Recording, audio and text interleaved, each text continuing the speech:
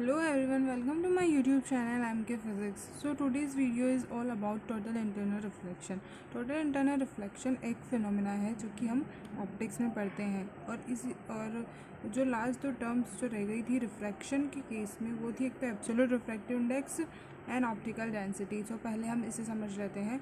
N will be is equals to C upon V. यहाँ पे C क्या है, वेलोसिटी ऑफ लाइट, और वी क्या है, velocity of light in a medium.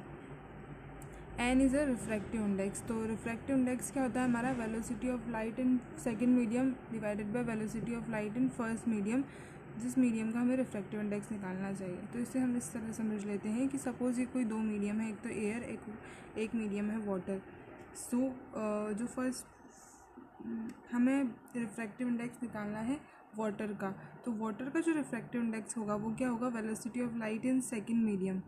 अब हमें इसका निकालना है, तो ये फर्स्ट मीडियम हो गया, ये सेकंड मीडियम हो गया. तो वेलोसिटी ऑफ लाइट इन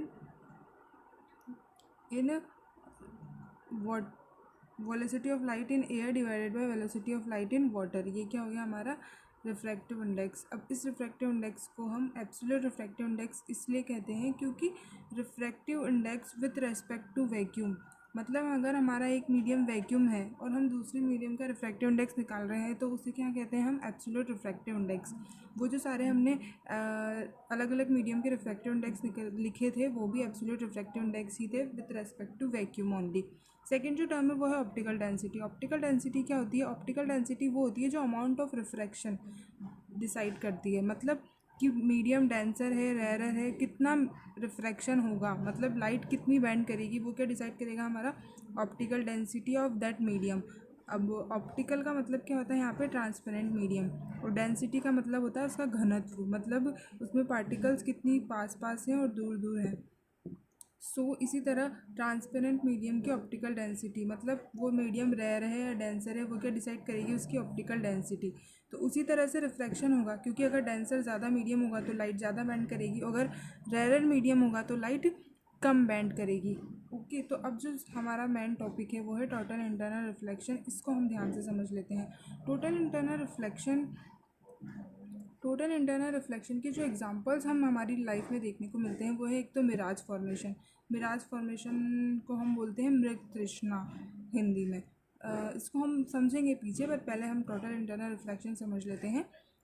एक और जो एग्जांपल है टोटल इंटरनल रिफ्लेक्शन का वो है ऑप्टिकल फाइबर. ऑप्टिकल फाइबर जो होता है वो बहुत ही इलेक्ट्रिकल सिग्नल्स को ट्रांसमिट करने के लिए यूज़ में आता है बहुत ही ज़्यादा डिस्टेंस तक.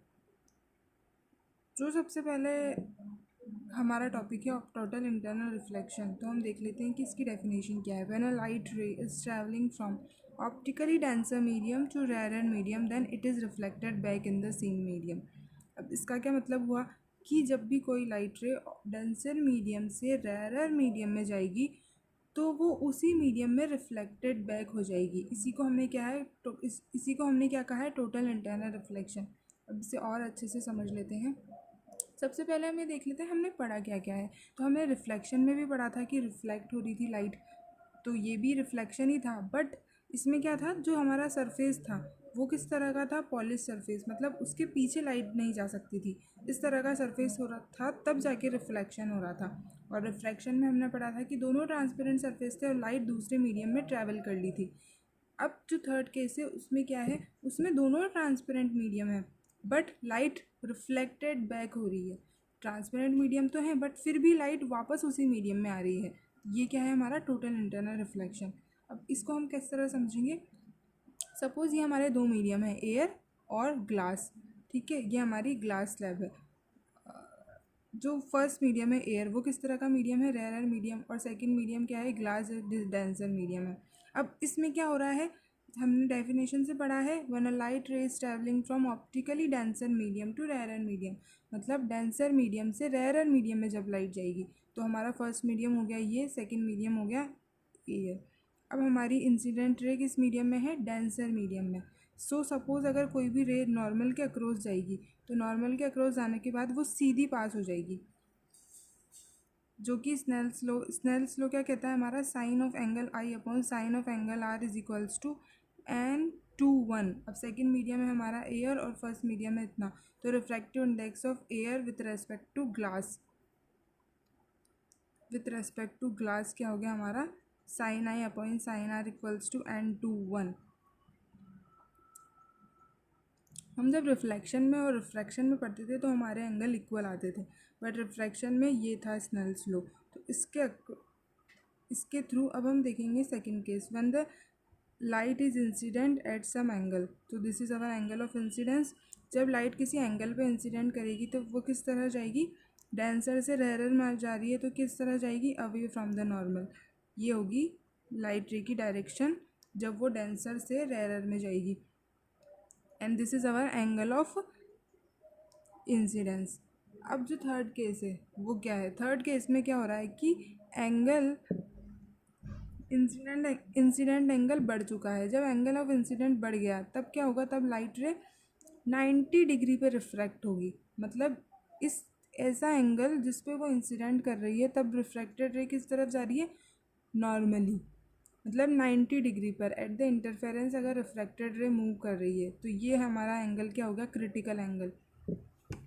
क्रिटिकल एंगल एक ऐसा एंगल जब हमारी रे रिफ्रैक्टेड रे 90 डिग्री एंगल बनाए, जब हमारा एंगल ऑफ रिफ्रैक्शन क्या हो जाए 90 डिग्री। तो अब स्नेल्स लॉ में हम इसको रख के देखते हैं, साइन ऑफ एंगल आई सी, मतलब क्रिटिकल एंगल हो गया हमारा जब हमारा रिफ्रैक्शन एंगल क्या हो गया 90।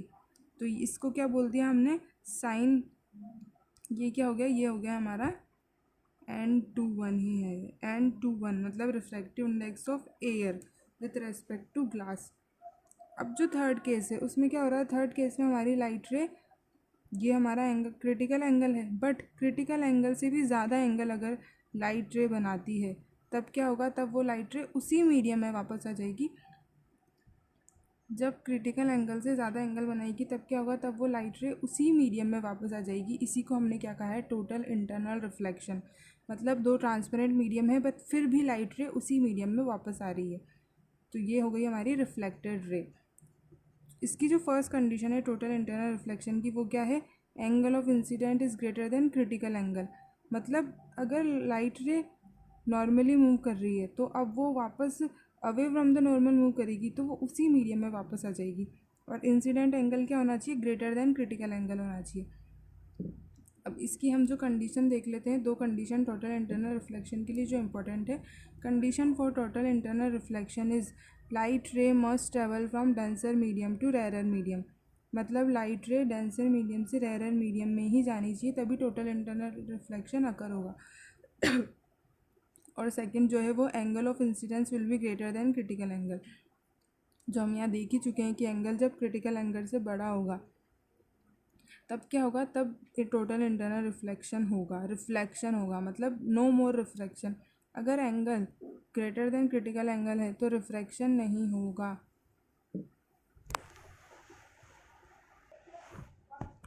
अब जो टोटल इंटरनल रिफ्लेक्शन के जो एग्जांपल्स है वो हम देख लेते हैं। फर्स्ट जो एग्जांपल है वो है मिराज फॉर्मेशन, जिसको हम मृग तृष्णा कहते हैं हिंदी में। मिराज फॉर्मेशन का क्या मतलब होता है कि गर्मियों में जब हम देखते हैं तो हमें रेगिस्तानी स्थानों पर, रेगिस्तानी जो इलाके होते हैं वहाँ पर हमें ऐसा लगता है कि वहाँ पे किसी जगह पानी भरा हुआ है। अब वो किस तरह लगता है, मतलब पानी होता नहीं है पर फिर भी इस तरह का इमेज लगता है, इमेज फॉर्मेशन होती है कि वाटर वहाँ पे बहुत सारा भरा हुआ है। ये क्या होता है, ये भी इसको हम बोलते हैं मिराज फॉर्मेशन। ये एक टोटल इंटरनल रिफ्लेक्शन का ही एग्जाम्पल है। और जो सेकेंड एग्जाम्पल है ऑप्टिकल फाइबर, जो हमने बताया था, it is use to transmit the signal to large distances. It is widely use nowadays. It is use to transmit audio और वीडियो सिग्नल।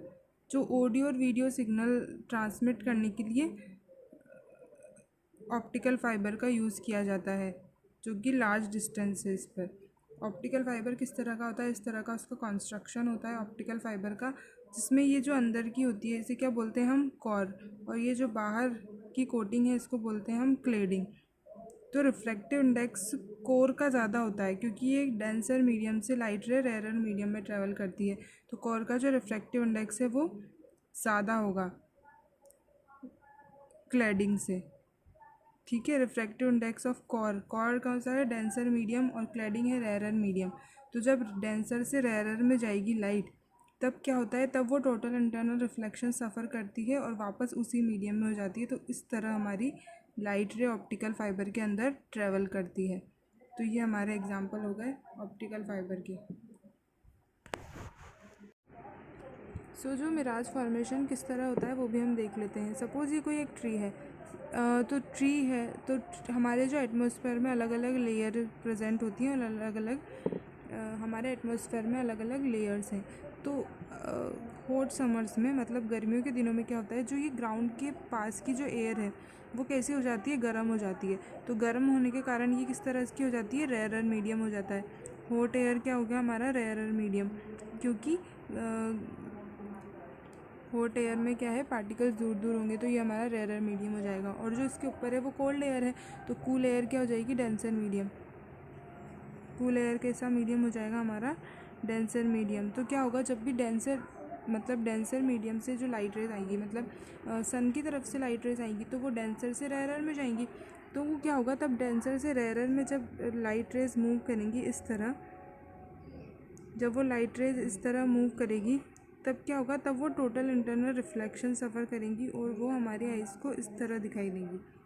मतलब वो रिफ्लेक्टेड बैक हो जाएगी उसी मीडियम में, मतलब वो इधर ट्रैवल नहीं करेगी।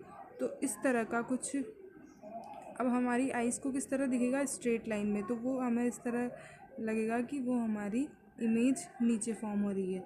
मतलब हमारा जो ऑब्जेक्ट है उसकी इमेज हमें नीचे भी ऐसी की ऐसी ही शो होगी। ये क्या होता है हमारा मिराज फॉर्मेशन। और जो फोर्थ एग्जांपल है वो है डायमंड। डायमंड में भी टोटल इंटरनल रिफ्लेक्शन होता है, इसीलिए सारी लाइट चमकता हुआ दिखता है।